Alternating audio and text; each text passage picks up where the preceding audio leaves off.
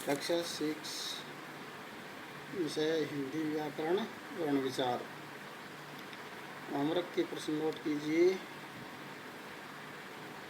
दूसरा प्रश्न है, खाली स्थान में उचित शब्द भरिए। पहला प्रश्न इसमें, खाली जगह के उच्चारण में वायु बिना रुकावट के मुंह से बाहर आती है। इसमें स्वर भरेंगे या व्यंजन, जो सही हो वो रिक्त जगह में, रिक्त स्थान में भरना है। दूसरा है, खाली जगह स्वरों को मूल स्वर भी कहते हैं। तो किसको मूल स्वर कहते हैं? दीर्घ स्वरों को या ह्रस्व स्वरों को खाली स्थान में भरना है। तीसरा है, खाली जगह की गणना न स्वरों में होती है न व्यंजनों में। तो किसकी गणना स्वरों में और व्यंजनों में नहीं होती है? प्लुत स्वर या फिर अयोग वा है, दोनों में से एक सही है, उसको खाली जगह में भरें। चौथा है, अड़ और ढ खाली जगह व्यंजन कहलाते हैं, द्वित्व व्यंजन कहलाते हैं या फिर अतिरिक्त व्यंजन कहलाते हैं। पांचवा है, तैवर्ग के स्पर्श व्यंजनों का उच्चारण स्थान खाली जगह है। तालु, मूर्धा या दंत, तीनों में से एक है सही, उसको भरना है। छठा है, पैवर्ग के स्पर्श व्यंजनों का उच्चारण स्थान खाली जगह है। तो कहाँ से होते हैं पैवर्ग का उच्चारण स्थान? कंठ से, दंत से या ओष्ठ से, तीनों में से एक सही है, वो भरेंगे। तीसरा प्रश्न है, निम्नलिखित के तीन तीन उदाहरण लिखिए। अब अनुस्वार से बने हुए तीन शब्दों का निर्माण करना है आपको, तो तीन शब्द इसके सामने लिखने हैं। अनुनासिक शब्दों से बने हुए भी तीन शब्द इसके सामने लिखें। विसर्ग के भी योग से निर्मित शब्दों का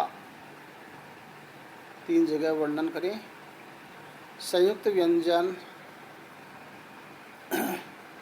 का भी तीन तीन उदाहरण देना है और द्वितीय व्यंजन के भी तीन उदाहरण देने हैं।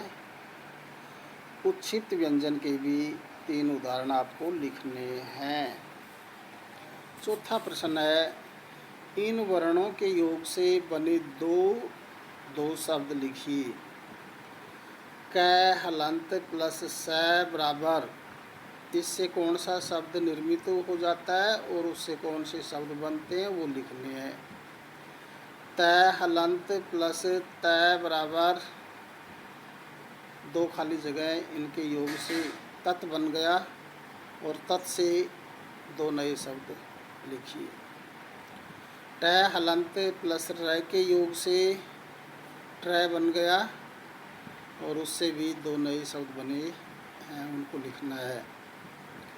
द हलंत प्लस र के योग से द्र बन गया, इसके योग से बने हुए दो शब्द लिखिए। प हलंत प्लस र के योग से बने हुए भी दो शब्द लिखने हैं।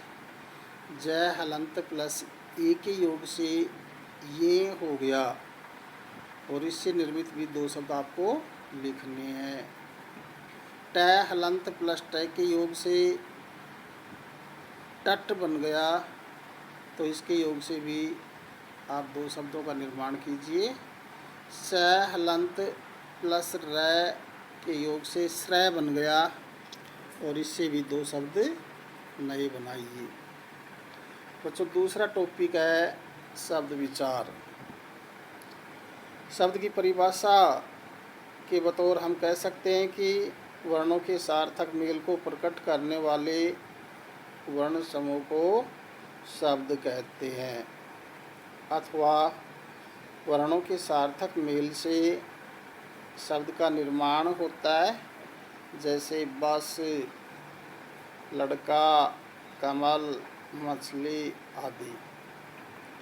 शब्द की निम्नलिखित 3 विशेषताएं होती हैं और आपको कल बताएंगे।